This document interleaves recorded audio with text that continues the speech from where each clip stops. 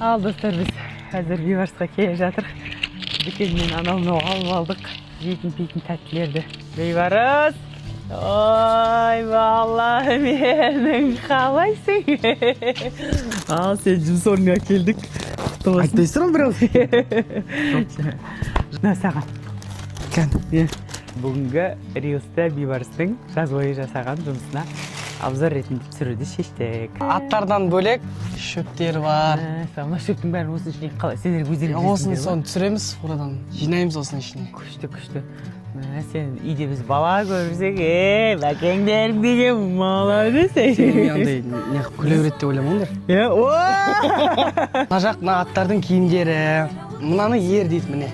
Осыларды ер дейді. Мынаны тоқым дейді. Мыналарды тартпа дейді. Бізде көкпардың аттары. Көкпар деген бұл қазақтың ұлттық ойыны. Бұрынғы ата-баба заманнан келе жатқан. Мынау не? Бұл өңілдірік. Не дейді? Аттың кеуде тұсына Аттардың атауы ғой, иә? Мына жеріне бүйтіп алқа сияқты тұрады. Не дейді мынау? Хан-торы дейді. Хан-торы, бұты. Лашын. Не деген аттар? Мына аттарды Америка дейді. Мына аттарды кім қойып жүр? Папа қояды, өзім қоям. Осы аттардың ішінде ең сүйікті атың қайсы? Сүйікті ма?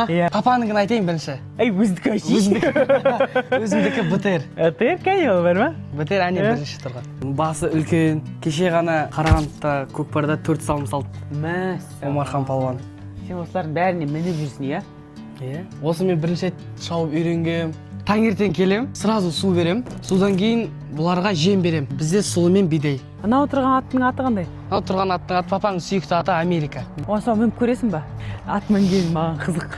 Міне мына атқа мінбей тұрып, тартпасын тартып алу керек әдемілеп. Көп адам былай, басы бұрылмайды дейді да, тізгінді бос, алыс ұстап алады. Тізгінді әдемілеп байлап алу керек. Сосын көбісі атты аяйды. Мені ең басында осылай аттарға бүйтіп жақындап не істегенде қатты аяйтын. Кішкентай бала сияқты бұлардың миы. Бейбарыс, сен енді өзің көкпарға қатысып көргенсің ба? Жоқ, қатысып көрмедім. Әлі тек осы атты баптау, атбегілікпен, иә? Иә, сол көкпарды өзім көкпарға үйреніп қатысатын жатырмын. адамдарды шабандоз деп атайды. Иә, палуан деп айтады. Палуан деп. Әр аттың өзінің палуаны болады. Бұл аттың палуаны мені тілі, мен көкем маған тай мінгізген.